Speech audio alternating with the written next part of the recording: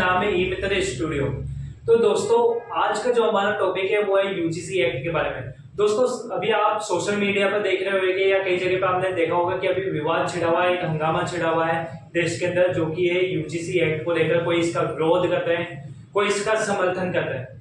लेकिन दोस्तों आज हम जानते हैं कि आखिरकार में है क्या और क्या मुद्दा ये यूजीसी एक्ट का है, ये क्या मुद्दा है। तो दोस्तों पहले हम जानते हैं। दोस्तों सबसे पहले हम ये जानेंगे कि ये यूजीसी एक्ट आखिरकार है क्या। तो दोस्तों यूजीसी एक्ट की स्थापना की बात करें हम, तो स्थापना इसकी हुई थी 28 दिसंबर 1953 में, जो कि वैधानिक रूप से जिसको दर्जा मिला 1956 के अंदर।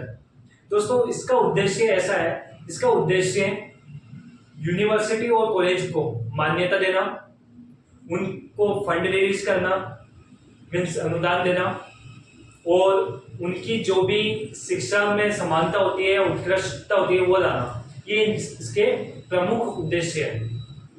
अब बात करें दोस्तों वो मुद्दा जो कि जिसकी वजह से विवाद छिड़ा हुआ है। तो दोस्तों विवाद छिड़ा हुआ है यूजीसी एक्ट की न्यू गाइडलाइन के लिए, जो कि अभी 26 जनवरी 2026 को जारी की गई थी। दोस्तों इस गाइडलाइन में क्या है मैं आपको बताता हूँ। इस गाइडलाइन में कुछ नई परिभाषा दी गई है। अब दोस्तों पहली परिभाषा ये दी गई थी, इसमें जो मेन मुद्दे के टॉपिक है मैं आपको वो बता रहा हूँ, जाति भेदभाव को लेकर। जहाँ पर जाति भेदभाव को परिभाषित इस आधार पर किया गया है यूनिवर्सिटी के अंदर कि यदि कोई भी एससी, एसटी या ओबीसी का छात्र यदि किसी भी अपने से उत्कृष्ट श्रेणी, जो कि जाहिर सी बात है ये तीनों कैटेगरी हो गई, तो कौन बचा? सामान्य श्रेणी मीन्स जनरल वाले। तो यदि उनके ऊपर कोई भी ब्लेम लगाता है कि इन्होंने हमारे साथ जाति का भेदभाव किया, प्रत्यक्ष रूप से या अप्रत्यक्ष रूप से, जिस भी तरीके से, या किसी भी छात्र के लिए या कोई भी टीचर हो, यहाँ तक कि जो संस्था का प्रधान है उसके खिलाफ भी ये ऐसा कार्रवाई की मांग कर सकते हैं कि इन्होंने हमारे साथ जाति भेदभाव किया, तो उनके लिए कार्रवाई करना जरूरी होगा। तो यहाँ पे ध्यान से देखिएगा दोस्तों, एससी, एसटी और ओबीसी वाले ही जाति भेदभाव के लिए कार्रवाई की मांग कर सकते हैं कि उनके साथ ऐसा कुछ उत्पीड़न हुआ है। यहाँ पे जनरल को इसकी कुछ नहीं दी गई है। अब बात करें दोस्तों दूसरा नियम। दूसरे इन्होंने भेदभाव को परिभाषित किया है, जिसके अंदर लिखा गया है कि यदि कोई भी लिंग, जन्म स्थान, जाति या दिव्यांगता,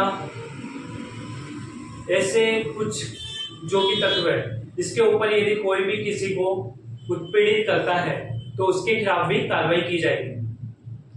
तो दोस्तों ये जो नियम थे ये इसके अंदर बताए गए, और जो भी ये नियम है इसमें यदि मान लीजिए कि ये पक्ष जो भी मैंने जाति या आपको जो भी भेदभाव आधारित जो भी परिभाषा उनके तत्व में जो भी सम्मिलित होते हैं, यदि ये कोई भी ऐसा हिताधिकारी यदि किसी के ऊपर भी यदि ब्लेम करता है तो उस व्यक्ति के ऊपर कार्रवाई की जाएगी। अब दोस्तों ये कार्रवाई कैसे होगी? ये सीधे नहीं होगी। अब हम जानते हैं इसके लिए ईओसी का गठन किया गया है। ईओसी का हर यूनिवर्सिटी में गठन किया जाएगा। अभी ईओसी क्या है अब हम इसके बारे में जानते हैं। तो दोस्तों ईओसी का मतलब है एक इक्विटी कमीशन बनाई जाएगी, जिसको हम समानता आयोग भी कह सकते हैं। अब दोस्तों इसका काम क्या होगा? इसका काम होगा कि ऐसे जो भी मुद्दे हैं, मतलब जो भी ब्लेम कोई लगा रहा है या कोई भी हिताधिकारी आ रहा है, ठीक है, या कोई भी आवेदक आ रहा है ऐसी कोई शिकायत लेकर, तो उसके ऊपर कार्रवाई और उसके ऊपर आगे की कार्रवाई हो रही है या उसकी शिकायत दर्ज करने का काम होगा ईओसी का। ईओसी जो भी गठन है इसका, ये क्या करेगी दोस्तों? उनकी शिकायत लेगी, 24 घंटे के अंदर अपनी मीटिंग बिठाएगी, जो भी इनके सदस्य होंगे। उसके बाद ये क्या करेगी? अपना जो भी प्रोसेस है शिकायत को दर्ज करके 7 दिन के प्रोसेस, मतलब 7 दिन के जो प्रोसेस होता है उसके अंदर अपनी एक रिपोर्ट तैयार करेगी और वो भेजेगी संस्था प्रधान को, मतलब जो भी इनके गठन होगा, प्रधान जो भी होगा, यूनिवर्सिटी का प्रधान और इनके जो भी होता है वो दोनों एक ही होंगे। तो उनको अपनी रिपोर्ट भेजेगी और जिनको भी अपनी रिपोर्ट भेजेंगे उनका ये कर्तव्य होगा कि वो 15 दिन के अंदर इसके ऊपर कार्रवाई करवाए। तो ये होगा ईओसी का काम। लेकिन ईओसी में दोस्तों एक चीज और क्या है, ईओसी को एक टीम बनानी पड़ेगी जिसके अंदर उनको एससी, एसटी और ओबीसी, साथ में एक दिव्यांगजन व्यक्ति और महिला, इनको सदस्य के रूप में चुनना अनिवार्य होगा। मीन्स ये उस कमेटी के सदस्य होने ही चाहिए अनिवार्य रूप से, या जनरल कैटेगरी के बारे में नहीं दिया गया है। ये तो मैंने आपको बता दिया है कि क्या नियम आए और क्या आए। अब बात करते हैं दोस्तों, इस पे विवाद इसलिए छिड़ा हुआ है क्योंकि इसका विरोध इसलिए हो रहा है क्योंकि जनरल कैटेगरी वाले लोगों का ये कहना है कि आपने सारे जो भी हित है वो अदर कास्ट को दे दिए, हमारी आपने कुछ बचाया नहीं, जो कि देखा जाए तो सही भी है। क्योंकि यदि मान लीजिए एससी, एसटी, ओबीसी यदि जनरल वाले के ऊपर कोई भी ब्लेम लगा देगा तो इन्होंने वहां पे कोई डिसाइड नहीं किया है कि आगे क्या होगा, वो अपना बचाव कैसे कर सकते हैं। तो अभी हम क्या सही है, क्या गलत है, क्या कमी है, क्या नहीं है, वो हम बाद में बात करेंगे। लेकिन अभी हम ये जानते हैं कि जनरल वालों का ये कहना है कि ये गलत है, कि ये जो भी न्यू गाइडलाइन आई है वो गलत है। तो आप एक्ट को गलत नहीं कह सकते हो, ये जो नई नियमावली आई है इसके अंदर वो आप गलत कह सकते हो। ठीक है, पहले तो आप ये समझिए।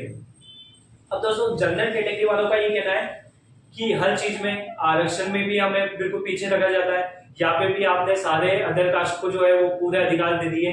अब ऐसे में यदि मान लीजिए हमने कोई तैयारी किया भी और ऐसे में यदि हमारे ऊपर कोई झूठा ब्लेम लगा देता है तो हमारा जो भी हमारी तैयारी है, इतने सालों की जो मेहनत होती है, यदि मान लीजिए कोई पीएचडी किया हुआ है, यदि कोई पीएचडी प्रोफेसर आ गया कि जिसने पीएचडी की इतनी लंबी पढ़ाई की थी, वो प्रोफेसर बन के कॉलेज आया, वो किसी भी एससी, एसटी के या ओबीसी के छात्र ने उसके ऊपर ब्लेम लगा दिया, झूठा मान लीजिए कोई भी होती खास झूठा ब्लेम लगा दिया, तो पीएचडी की उसकी डिग्री में दिक्कत आ सकती है, उसका नौकरी पे दिक्कत आ सकती है, उसकी इतने साल की जो मेहनत हो सकती है वो खराब हो सकती है।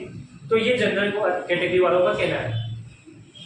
और बाकी कैटेगरी की अभी बात करें तो कुछ लोग इसको समर्थन दे भी रहे हैं, कुछ इसका विरोध भी कर रहे हैं, सही और गलत की है। अब बात करते हैं दोस्तों क्या सही है क्या गलत है, वो तो मैंने आपको बताया है, आप देखिए। अब बात करते हैं इसकी कमियों के बारे में। जो मुझे इसकी कमियां लगी वो मैं आपको बात बताता हूँ। सबसे बड़ी जो कमी है ना दोस्तों इसमें, इसका उद्देश्य, जो न्यू गाइडलाइन का जो उद्देश्य था वो सरकार द्वारा ये उद्देश्य था कि यूनिवर्सिटी या बड़े कॉलेजों में समानता लाई जाए, जाति के आधार पर या कोई भी भेदभाव के आधार पर किसी के साथ भी भेदभाव नहीं किया जाए, कोई लिंग आधारित भेदभाव नहीं हो। या लिंग आधारित में याद रखिए दोस्तों, महिला, पुरुष और जो हमारे थर्ड जेंडर होते हैं, इन तीनों का नाम लिखा हुआ है। ठीक है, तो इसमें से किसी भी आधार पर जेंडर बेस्ड जो भेदभाव होता है ये नहीं हो, दिव्यांग जनता के बेस पे कोई भेदभाव नहीं हो, जाति के आधार पे कोई भेदभाव नहीं हो, धर्म के आधार पे भेदभाव नहीं हो।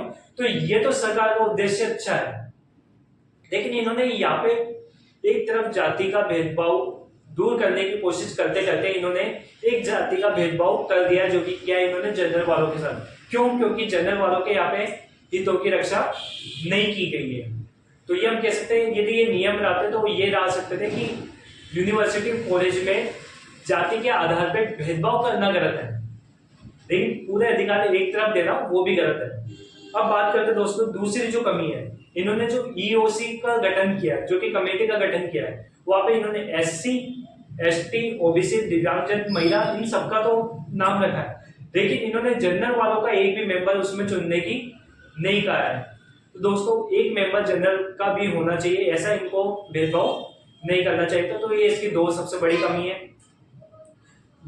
जो दोस्तों तीसरी कमी दोस्तों ये है कि इन्होंने गाइडलाइन जारी कर देते हैं, हमेशा सरकार नियम जारी कर देती है, लेकिन ये समझाती नहीं है लोगों को, जनता तक पूरी जो नियमावली होती है वो समझाई नहीं जाती है, जिसके कारण क्या होता है दोस्तों, सोशल मीडिया पर भ्रामकता फैल जाती है और लोगों के पास कई सारी गलत सूचना पहुंच जाती है, जो कि हकीकत में ऐसा कुछ होता ही नहीं है वो। अब मेरा दोस्तों जो लोगों से निवेदन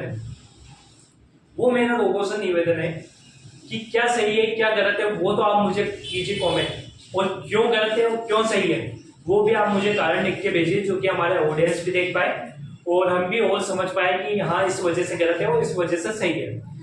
दूसरी बात दोस्तों ये कि आप लोग अपनी कोई भी राय देने से पहले समर्थन दो या उसका विरोध करो, किसी भी नए कानून का या किसी भी नई चीज का यदि आप उसका विरोध कर दो या समर्थन कर दो, वो आपकी अपना मत है। लेकिन वो करने से पहले एक बार जो कि वास्तव में जो इसकी गाइडलाइन होती है, जो कि वास्तव में जो ऑफिशियल नोटिफिकेशन है, एक बार उसको पूरा अच्छे से पढ़े। दोस्तों बिना उसको पढ़े आप यदि कुछ भी भ्रामिकता के भ्रम में आ रहे हो और कुछ भी समर्थन या विरोध कर रहे हो, तो वहां आप लोगों की गलती है। आप एक बार नियम देखिए इसके, आप पूरा पढ़िए, समझिए इसको कि ये क्या है, क्यों नहीं है, ऐसा क्यों हुआ है, क्यों नहीं हुआ है, इससे हमें कोई दिक्कत है भी या नहीं है। फिर आप इसके बारे में अपना समर्थन प्रकट कीजिए और यदि आपको गलत लगता है तो आप अपना विरोध प्रकट कीजिए। अब दोस्तों मैं बात करूंगा सोशल मीडिया के बारे में। दोस्तों सोशल मीडिया पे क्या है कि कई चीजें बहुत ज्यादा भ्रामिक फैलाई जाती है। कुछ चीजें जो कि मैं आपको क्लियर कर दूं। एक भ्रामिकता दोस्तों ये फैलाई जाती है लड़कियों को लेकर कि यदि मान लीजिए कोई जनरल लड़की है, SC ST वाला उसको फॉर एग्जाम्पल कॉलेज में या तो प्रपोज कर देता है या ऐसे में मतलब छेड़छाड़ का मामला कर देता है, कुछ भी ऐसे में यदि वो लड़की जाएगी अपने जो भी EOC का गठन है वहां पर, तो कुछ लोगों का कहना है कि जनरल की जो लड़कियां है वो अब सेफ नहीं है, SC ST या OBC के जो आवेदक है वो उनके ऊपर ऐसे प्रपोज करके यदि मानो वो नहीं मानी तो ऐसे में ब्लेम लगा सकते हैं, ऐसे उनके ऊपर फोर्स बना सकते हैं। ऐसी सोशल मीडिया पे बातें चल रही हैं। तो दोस्तों ये बिल्कुल गलत है, क्योंकि यहाँ पे आप देखोगे तो यहाँ पे नियमावली में साफ साफ लिखा हुआ है, इसके गाइडलाइन का जो चौथा पॉइंट है उसके अंदर भेदभाव की यहाँ पे परिभाषित की है। तो उसमें साफ साफ लिखा हुआ है कि यहाँ पर लिंग आधारित भेदभाव भी करना गलत ही माना जाएगा।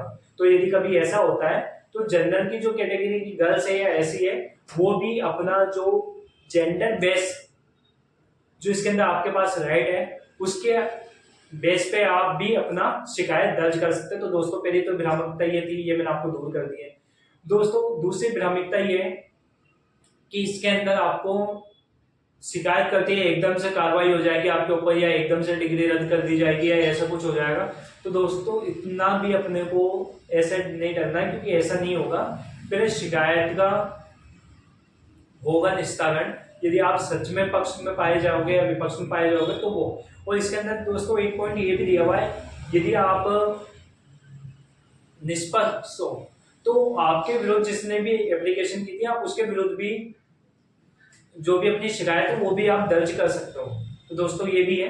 लेकिन सरकार की यहाँ पे ये कमी थी कि इन्होंने निस्तारण पूरा बताया नहीं कि यदि आपके ऊपर कोई फेक कंप्लेन लग जाए तो जनरल कैटेगरी वाले उस सिचुएशन में क्या करें, और यदि वो सही भी है तो वो अपना बचाव कैसे करें, और जिसने उनके ऊपर झूठी शिकायत दर्ज की है उनके खिलाफ वो क्या कार्रवाई कर सकते हैं। यहाँ पे इनको ये भी स्पष्ट करना चाहिए था, जो कि इन्होंने स्पष्ट नहीं किया। तो यहाँ पे ये सरकार की कमी है। उस सरकार की एक बहुत बड़ी कमी है कि वो अपनी गाइडलाइन ढंग से लोगों तक नहीं पहुंचा पाई, जिसकी वजह से विरोध हो रहा है, कुछ लोग आपस में भिड़ रहे हैं और जातिवाद के मामले फैलते जा रहे हैं। दोस्तों ये सरकार को देखना चाहिए कि अब उनकी जो भी बात है, जो भी नया कानून है, जो भी नई गाइडलाइन है, उसको अच्छे से लोगों तक पहुंचाए और पूरा उसको लोगों तक समझाए जो लोग समझ पाए। अब दोस्तों आपका क्या मत है, आपका क्या कमेंट है, आप इसके समर्थन में हो या विरोध में हो, और हो तो किस कारण हो, या आप हमें कमेंट कीजिए। धन्यवाद।